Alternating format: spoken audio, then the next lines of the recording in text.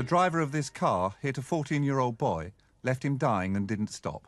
The kind of act that horrifies people. What do you think personally of the hit-and-run driver?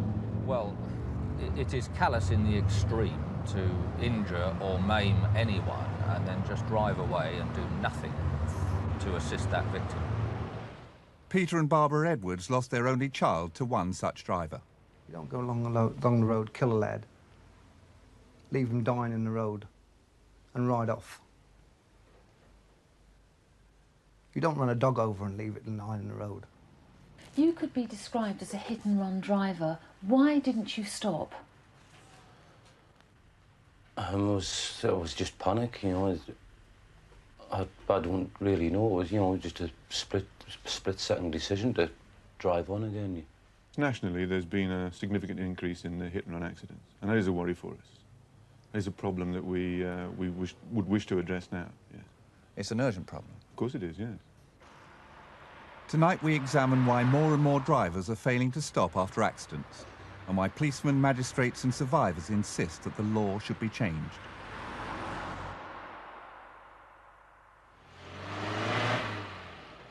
This is a coat that a person was wearing at the time which she was knocked down by a car and failed to stop accident. Last year, more than 17,000 people were injured in hit-and-run accidents, 3,000 of them badly.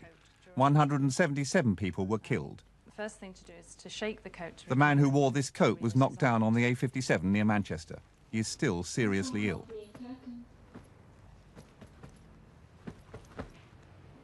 Forensic tests on paint from the coat have shown that the vehicle they're looking for was pale brown in colour. Glass from the accident scene has numbers on it, which can identify headlights. We find that it's from a Hillman Avenger Mark I, which was manufactured between 1970 and 1976. Overall, the number of road accidents in Britain dropped between 1979 and 1984. But ominously, it is quite the reverse for hit and run. The number of insurance claims involving untraced drivers, the only national indicator, went up by 44%. In Manchester, one of the worst areas, 1 in 3 motor accidents is a hit and run. There's no research showing precisely why these offences are increasing. We are left with the impressions of those who investigate, like PC John Brooker, 29 years in the Metropolitan Police. He thinks more people are driving without proper documents. People who are uninsured will run because they are, again, frightened of a disqualification. And there are those that are disqualified already and still drive. Is it your impression that more people are driving without insurance or tax? I think it is on the increase in the main again because of the excessively high cost of insurance, particularly for younger drivers. In England and Wales, convictions for having no insurance, tax or other documents rose by 27% between 1979 and 1983. Some blame the rise on the recession. There's a further explanation for the rise in hit and run. Well, I think one specific reason is the breathalyzer law, where people are frightened of stopping at the scene of an accident because they have been drinking. They run solely because if they are convicted of a drink offence, they are disqualified. Why should they be more frightened of the breathalyzer than of a hit-and-run charge? Well, if they report the accident within 24 hours, which in a number of cases they do, they are dealt with solely for failing to stop at the scene of an accident, which does not carry a disqualification. So it's a relatively minor charge compared with a drink-and-drive charge? In terms of punishment, yes. In an accident in Lowestoft last year, the driver certainly had been drinking. On June the 7th, David Mayhew was leaving his work as a part-time barman. Approaching Long Road Lowestoft was a Ford Cortina.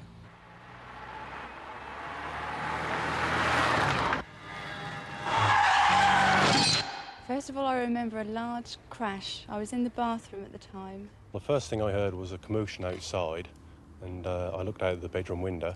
And a car had stopped right outside. I could see something on the bonnet near the windscreen. This, in fact, was a man's legs. He'd gone through the windscreen head first. The driver got out of the car, went round to the passenger side, pulled the man through into the car, and then out of the passenger door onto the glass verge where he left him, and then got back into the car and drove off. David Mayhew was taken to this hospital. It was touch and go whether I would survive or not. I had my left leg pinned up, My right arm was in plaster. I think I was 2 or 3 breaks in that. And all my stomach was done. I had my spleen removed from my stomach, and all other intestines and that were all damaged. And I was in quite a critical way. How long were you in hospital? Well, altogether, the first period of time was 7 weeks. And out of that, 11 days of that was intensive care unit. The driver of the car, Stephen Carver, was soon found and breathalyzed. He was 30% over the limit. Only 3 months earlier, he'd committed another hit-and-run offence. It's not clear why he left the scene of the accident in Long Road, but it is clear that the law gave him every incentive to leave. By driving off, Mr. Carver committed an offence punishable only by a fine and endorsement. There was no certainty he'd lose his licence. If he'd stayed there, over the limit as he was, he faced a certain 12 months driving ban and the possibility of a 6 months jail sentence. At Lowestoft Magistrates Court, he was banned on the drink driving charge. He was fined £400 for failing to stop. What did you think of the sentence that the driver got? Ridiculous, to be honest. Too lenient. What do you think of somebody who hits somebody then drives on? I don't know how they can do it. I don't know how someone could do that to another human being and just leave him there, helpless. Yet that sentence was heavy compared with many.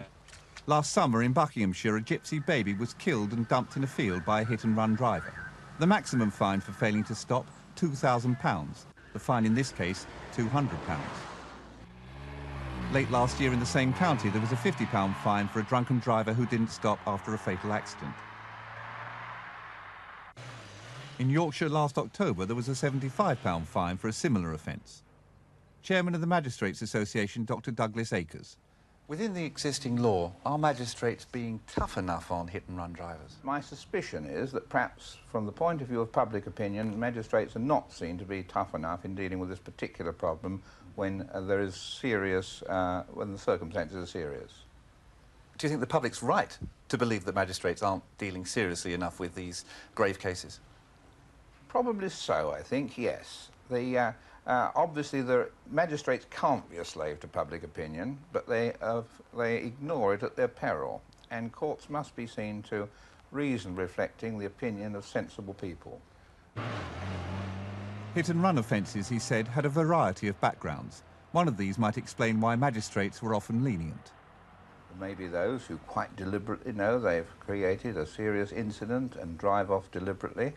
There are others where they may not be even conscious of the accident having been caused, and those in between are often faced with a sudden decision. There's no premeditation in these cases, and therefore that does reduce culpability in the eyes of the magistrates, I think. You mean the magistrates take a more sympathetic line? They don't blame them as much as they might do? No, I think that's a reasonable way to put it, that the blame is reduced because of the sudden decision and the lack of premeditation in the offence. In May last year, near Consett in Durham, a man getting out of a taxi was knocked down by a car which didn't stop. The victim was seriously ill for 24 hours and spent 2 weeks in hospital. At Derwentside Magistrates Court, the driver was fined £100 for failing to stop and £80 for other traffic offences. He was Joe Wardle, a 32-year-old unemployed bricklayer. He explains what happened. As I approached the taxi to come past it, he opened the door, and I bumped the door. I braked, and just as I was about to stop, I just suddenly panicked and accelerated away again. Did you suspect that you'd hit somebody? No, I thought I'd only hit the car door. Details of the accident featured in a news bulletin Wardle heard. He was then aware that someone had been hurt, but for 4 days he lay low. Did you feel guilty about the fact that you had injured somebody? Oh, yes. Oh, yeah. Why didn't you then go to the police? I don't know, it was... You know, I was just frightened to go to the police, you know. Wardle was finally traced through his car. He was fined £180 and banned from driving for a year. What do you think of that sentence? Well, I think the ban was a bit much, like, you know, 6 months maybe, you know, banned for 12 months. I mean, it wasn't a serious accident or anything. What exactly did the radio report say the morning after the accident? It just said the police were looking for the driver of the car involved in a hit-and-run accident. And someone had been hurt and was in hospital. Did it say that somebody had been seriously hurt? Yeah, it did say seriously. What do you think of a fine of £100 for failing to stop? Well, I thought that was pretty lenient. What are your feelings now towards the man who was injured in this accident? Well, at the time, I felt very sorry for him. But there's just nothing I could have done about it. The accident near Consett was not among the most serious cases. Wardle's documents were in order and the victim recovered. But in more serious cases, many want the possibility of a jail sentence. What proposals do you have for changing the law on hit and run? I think it's very important that courts should have restored to them the power to inflict imprisonment in the more serious cases. That's a power we lost a few years ago, and I think it's a pity we did. How would you have felt had you been sent to prison for this? Well, I don't think that someone should be sent to prison for something like that. You know, I mean, there's people doing a lot worse than that and not going to prison, you know. I mean, after all, it's only a driving offence, isn't it? Judges, too, give sentences seen as lenient. PC John Brooker tells the story of an accident at Ewell in Surrey. Well, a sports car came speeding down the incline that you can see up there. The driver, Eddie Williams, killed a pedestrian in 1983. He drove off and later conspired to conceal the offence.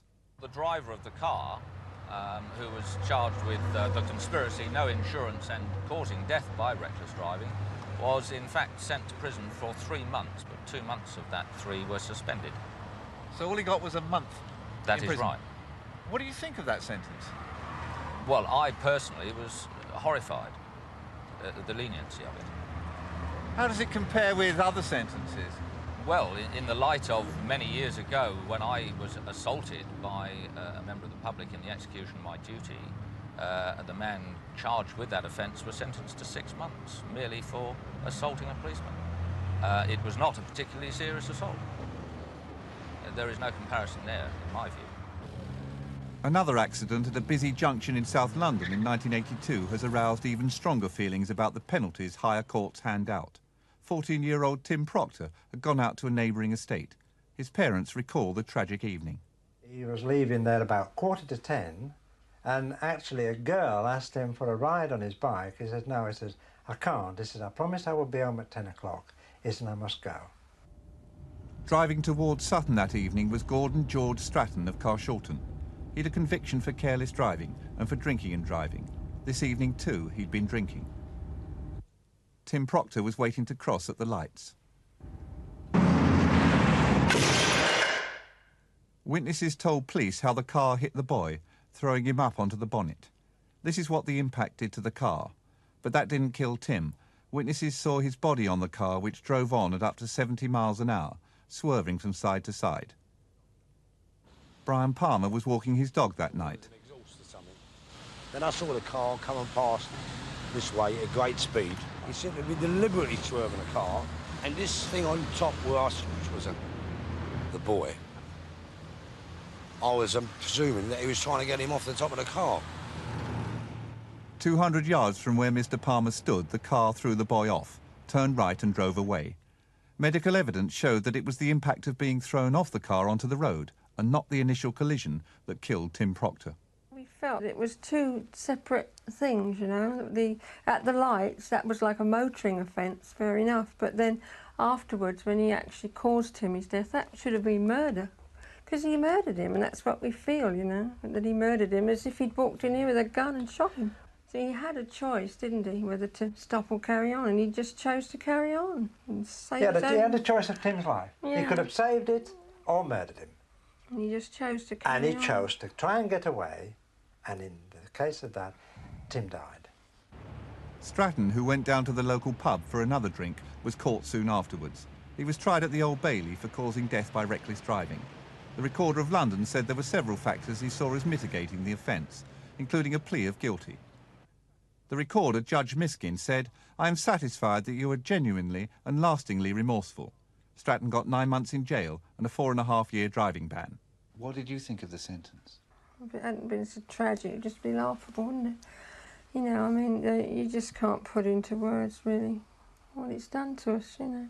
Just indescribable sort of heartache all the time we've got now, haven't we? Well, definitely. He should have got life, you know, because that's what he's given us. Well, he's given us life, there's no doubt about it. Yeah, we'll never, ever forgive him for taking Tim away from us like he did. Never. Well, no, never. I shall never forgive him. The judge said of Stratton that he was satisfied that he was genuinely and lastingly remorseful. Do you think that's true? No, I don't. For a simple reason that since he came out of prison, it's a known fact that he's still been drinking and driving. Last October, still under a driving ban, Stratton was back in his local.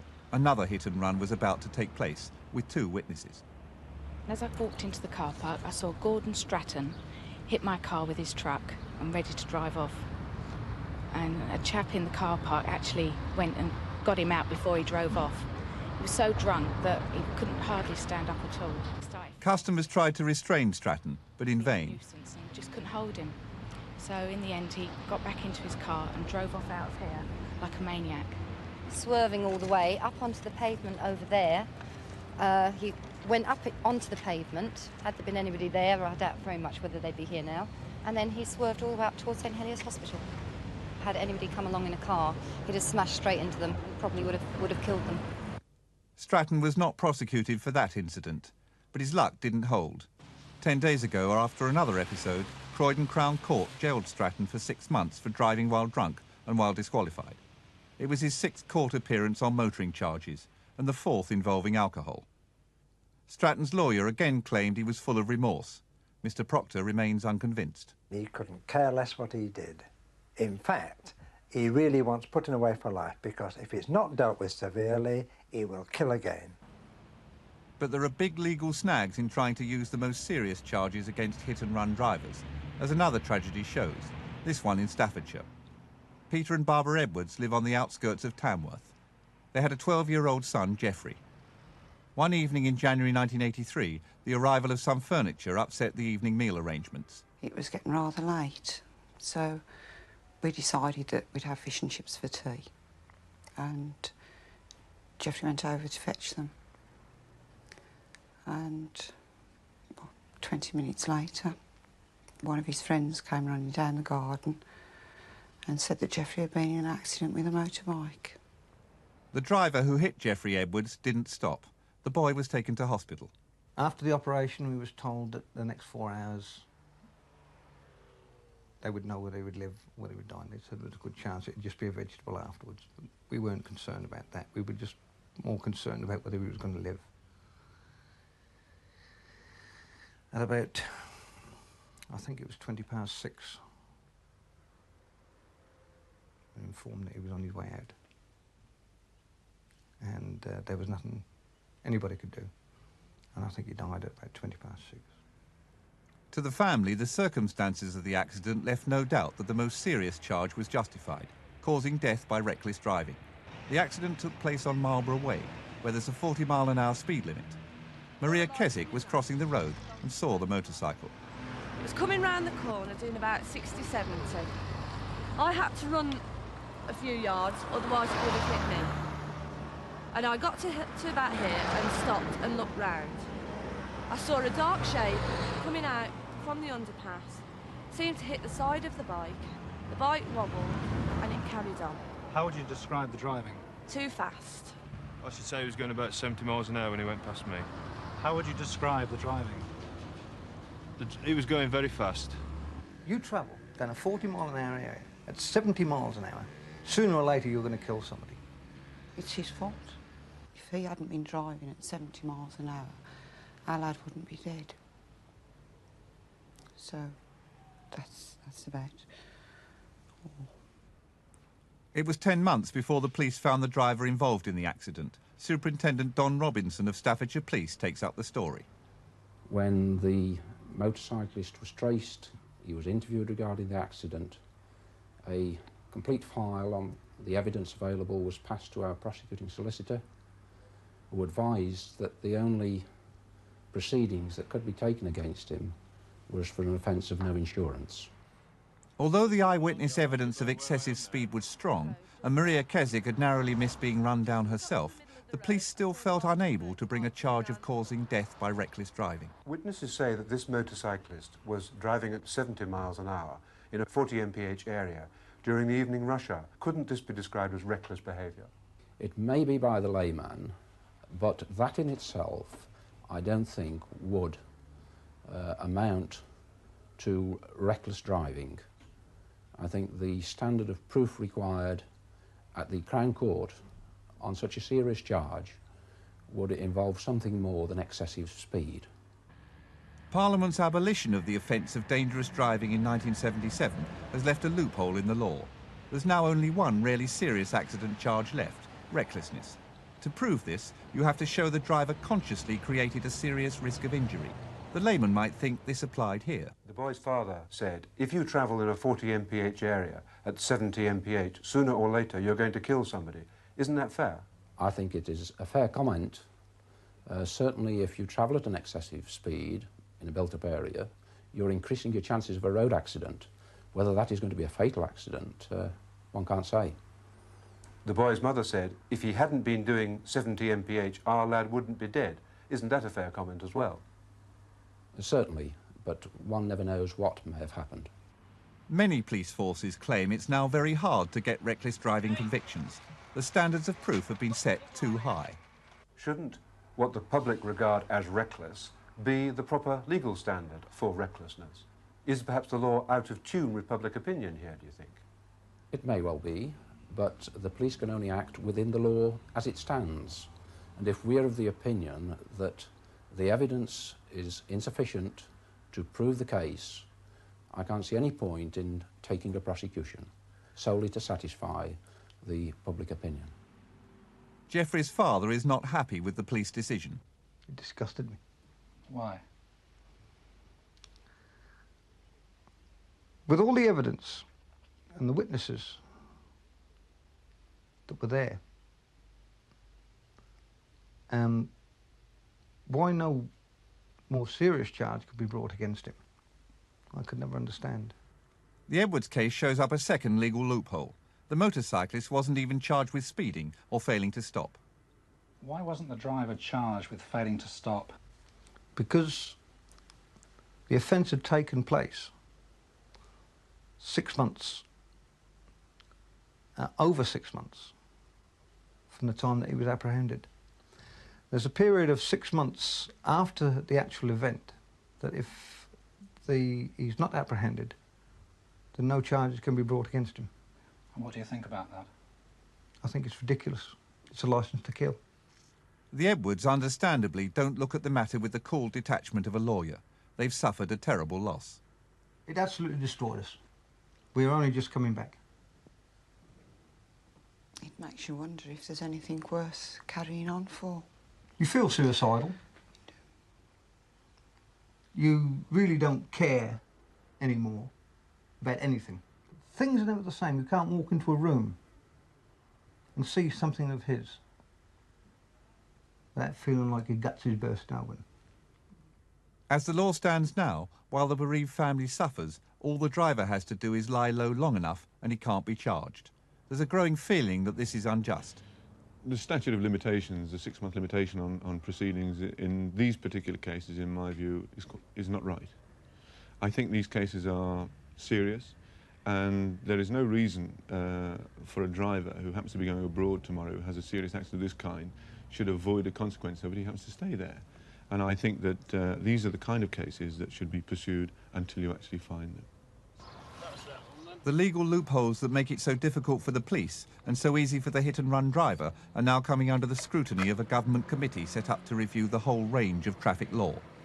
But it will have to move swiftly if it is to meet popular criticism of current sentences. David Mayhew, who survived an almost lethal crash with a hit-and-run driver. They're not handing out enough serious enough penalties for what they're doing. They're getting away lightly with a year ban, a fine, and it's all over for them within the year. But the person who suffers is there for the rest of his life.